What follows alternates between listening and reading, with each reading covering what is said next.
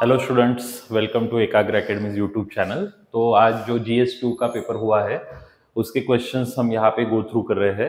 First question आप देख सकते हैं, discuss the corrupt practices for the purpose of representation of the people act 1951। तो यहाँ पे कीवर्ड्स क्या है? Corrupt practices, then representation of the people act 1951, analyse करना है। तो ये वर्ड्स को आपको फोकस करके सॉल्व करना पड़ता है। Whether the increase in the asset of the legislator and और their associates disproportionate to their known sources of income would constitute undue influence and consequently a corrupt practice। तो paper 2 का मतलब जब हम लोगों ने देखा तो पेपर देखते ही सारे लोगों का पहला रिएक्शन जो था कि पेपर बहुत लेंदी था, टफ था। फर्स्ट हाफ में पेपर 1 हो गया। पेपर 1 देखने के बाद बहुत लोग रिलैक्स हो गए क्योंकि paper 1 as compared to easy था, बट पेपर 2 में बहुत बड़े बड़े क्वेश्चंस आए थे। बहुत सारे लोगों को समझ में नहीं आ रहा था क्या करना है। तो फर्स्ट क्वेश्चन में आपको करप्शन के प्रैक्टिसेस के बारे में पूछा गया है। Then second one is comment on the need of administrative tribunals as compared to the court system. तो कोर्ट सिस्टम के बजाय आपको ट्रिब्यूनल्स क्यों चाहिए उसके बारे में आपको बताना है। और यहाँ पे आप लोगों को ये भी दिया हुआ है, assess the impact of the recent tribunal reforms जो 2021 में हुआ था, उसके बारे में इस क्वेश्चन में आपको डिस्कस करना था। Then next question is there, compare and contrast the president's power to pardon in India and in the USA, are there any limits to it in both the countries. तो ये question मतलब लिखने जैसा था, बाकी मतलब कंपेयर करेंगे तो ये, और यहाँ पे ये इंपॉर्टेंट वर्ड आपने मिस किया होगा तो इसके ऊपर भी फोकस करो, क्योंकि कभी कभी क्या होता है फर्स्ट पार्टी हम देखते हैं, यहाँ पे जो लिखा है अग्रिम माफी, यहाँ पे लिखा है प्रीएम्प्टिव पार्डन, तो इसके बारे में आपको लिखना था क्या है ये। तो इंडिया यूएसए का जो भी मतलब प्रेसिडेंट्स के पावर्स अलग अलग होते हैं, क्या होते हैं, तो उसके बारे में डिस्कस करना है। Then discuss the nature of Jammu Kashmir. इसमें तो क्वेश्चन आने वाला था, अपने टेस्ट सीरीज में भी हम लोगों ने इससे रिलेटेड क्वेश्चन दिया था, क्योंकि जब से वो आर्टिकल हटा है तब से ये न्यूज में बना रहता है हमेशा। तो उनका लेजिस्लेटिव असेंबली आफ्टर 2019 एक्ट के बाद कैसा है, क्या है, वो ब्रीफली आपको यहाँ पे डिस्क्राइब करना था। Then next question is related to attorney general of India. उनका क्रूशियल रोल होता है गाइडिंग द लीगल फ्रेमवर्क, उसके बारे में यहाँ पे पूछा गया है। तो उनके रिस्पॉन्सिबिलिटीज क्या है, तो ये क्वेश्चन भी लिखने के लिए मुझे तो लगता है इजी है, क्योंकि ये क्या है, डायरेक्टली आप लोग जब प्रीलिम्स में भी पढ़ते हो तो अटॉर्नी जनरल्स का पूरा पढ़ लेते हो, रिस्पॉन्सिबिलिटीज क्या होती है, राइट्स लिमिटेशंस क्या होता है, तो ये लिखा जा सकता है अच्छे से। Then this one also is easy question. Women's social capital complements in advancing empowerment and gender equality. हमारे टेस्ट सीरीज का एज इट इज क्वेश्चन है। वुमेन एम्पावरमेंट के बारे में हमेशा पूछा जाता है, सोसाइटी के पार्ट से ये क्वेश्चन आया हुआ है यहाँ पे। ई गवर्नेंस प्रोजेक्ट्स, देखो अभी e governance project have a built in bias, तो ये बायसनेस जो है उसके बारे में आपको देखना है। ई गवर्नेंस परियोजनाओं में उपयोगकर्ता केंद्रीय डिजाइनों की तुलना में प्रौद्योगिकी और बैकएंड अंकीकरण के पूर्वांतर्गत पूर्वाग्रह है। Technology and backend integration, then user centric. तो यूजर सेंट्रिक के मतलब उसको ज्यादा फोकस करने के बजाय वो क्या फोकस कर रहे हैं, टेक्नोलॉजी एंड बैकएंड इंटीग्रेशन, तो उसको एग्जामिन करना था। एग्जामिन मीन्स परीक्षण।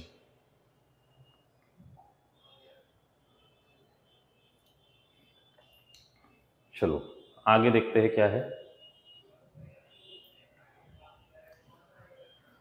Civil society organizations are often perceived as being anti-state actors than non-state actors. Do you agree? तो यहाँ पे आपको आपका जो भी ओपिनियन है वो रखना है, एग्री है या नहीं, और उसको जस्टिफाई भी करना है। तो ये लिखा जा सकता है, India Africa digital partnership is achieving mutual respect, co development and long term institutional partnership, elaborate. International relation से आया हुआ question. With the waning of globalization, post-Cold War world is becoming a site of sovereign nationalism. Elucidate का मतलब क्या रहता है, आपको स्पष्ट करना है ये। Then अभी देखो ये थोड़ा सा लेंदी क्वेश्चन आ गया यहाँ पे, 11th वन। कॉन्स्टिट्यूशनल मोलारिटी के बारे में यहाँ पे बोला गया है। मैं जस्ट गो थ्रू कर रहा हूं जो भी क्वेश्चंस आए थे। Constitutional morality is the fulcrum which acts as an essential check upon the high functionaries and citizens alike. In view of the above observation of the Supreme Court का ये जो observation था उसका explain the concept of constitutional morality and its application to ensure balance between judicial independence and judicial accountability in India. तो 15 marks के लिए ये आपको लिखना था. Indian Constitution has conferred the amending power on the ordinary legislature. Amending powers institutional with a few procedural hurdles. In view of this statement, examine the procedural and substantive limitations के बारे में आपको यहाँ पे बताना है, एग्जामिन करना है. And amending power of the parliament to change the constitution को चेंज करते वक्त क्या क्या उनका मतलब सामने लिमिटेशंस होती है उसके बारे में यहाँ पे डिस्कस करना है. Then discuss the evolution of collegium system. तो ये लिखा जा सकता है कॉलेजियम सिस्टम के बारे में. तो इसमें से आप देख सकते हैं बहुत सारे क्वेश्चन जो हमारे स्टूडेंट्स देख रहे हैं. तो अपने टेस्ट सीरीज में ये कॉलेजियम वगैरह का पार्ट हम लोगों ने डाला हुआ है, तो आपको ये सब मिलेगा वहां पे. Critically examine the advantage and disadvantage of the system, appointment of the जज from supreme court India and USA. तो यूएसए ट्रम्प जब से इलेक्ट होके आया तो हम लोगों ने बोला था कि यूएसए के ऊपर ही आपको फोकस करना है, ज्यादा से ज्यादा क्वेश्चन आ सकते हैं. तो आप देख रहे हैं यूएसए के प्रेसिडेंट्स के बारे में था भी, यहाँ पे भी एक कॉलेजियम सिस्टम का भी क्वेश्चन आया है. तो यहाँ पे कॉलेजियम सिस्टम को आपको कंपेयर करके बताना था सुप्रीम कोर्ट ऑफ इंडिया दोनों जगह पे कैसे काम कर रहा है. देन एग्जामिन करना है evolving pattern of centre state financial relations. केंद्र राज्य का जो आर्थिक संबंध होता है उसके बारे में यहाँ पे आपको बोला गया है, वित्तीय संबंधों के बारे में. Plan developed in India, how far have the recent reform impacted the fiscal federalism. तो ये एक इंपॉर्टेंट टर्म था, तो लेक्चर्स में ये करवाया है सर ने, आपने देखा होगा लेक्चर. तो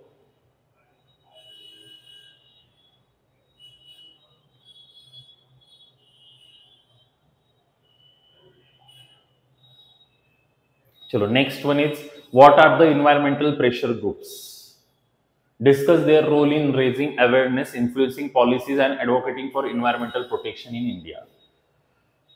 तो कुछ लोगों का कहना है कि GS2 में इन्वायरमेंट किधर से आ गया, बट ये जो इन्वायरमेंटल प्रोटेक्शन इन इंडिया, तो इसमें जो एक्ट्स वगैरह है उसके बारे में तो ये GS2 के अंडर आ गया. इसीलिए कुछ लोगों को वो टेंशन था कि GS 1, 2, 3, 4 में कभी कभी कंफ्यूजन हो रहा है.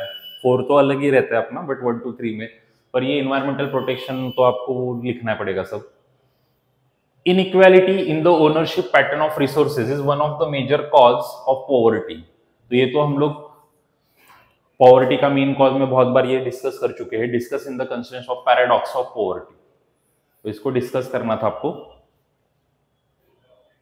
Then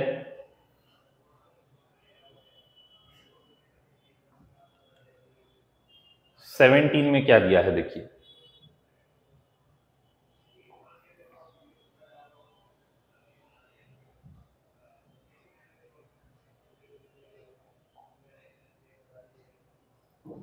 In contemporary development models, decision making and problem solving responsibilities are not located close to the source of information and execution, defeating the objectives of development. Critically evaluate करना है इसको. Then next one is the National Commission for Protection of Child Rights. तो इसके बारे में तो society पढ़ाते वक्त हम लोगों ने बोला ही है कि वुमेन एम्पावरमेंट, चाइल्ड्स वगैरह वो तो आने ही वाला था. The National Commission for Protection of Child Rights has to address the challenges faced by children in digital era. Digital era में childrens के क्या नए challenges face कर सकते हैं उसके बारे में डिस्कस करना है. Then examine the existing policies क्या है, suggest measure the commission can initiate to tackle the issue. Next one is energy security के बारे में है. Energy security constitute the dominant kingpin of India's foreign policy and is linked with India's overreaching influence in Middle Eastern countries. How would you integrate energy security with India's foreign policy trajectories in the coming years? तो ऊर्जा सुरक्षा भारत का विदेश का मुख्य स्तंभ और मध्य पूर्वी देशों में जो इन्फ्लुएंस बढ़ रहा है उसके बारे में यहाँ पे आपको लिखना था.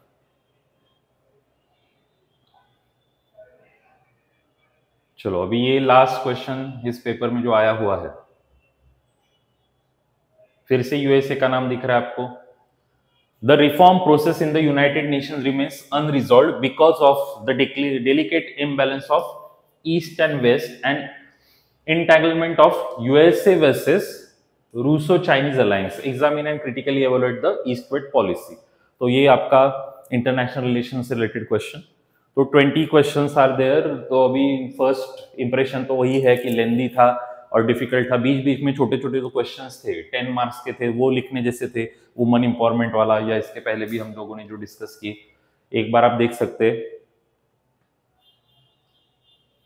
ये कुछ क्वेश्चन है कि जो जल्दी जल्दी समझ में नहीं आता क्योंकि लैंग्वेज थोड़ा सा डिफिकल्ट लगता है. तो बाकी पेपर्स भी आपको यहाँ पे मिलेंगे. तो ठीक है, आज का पेपर हम लोगों ने अभी डिस्कस कर दिया है.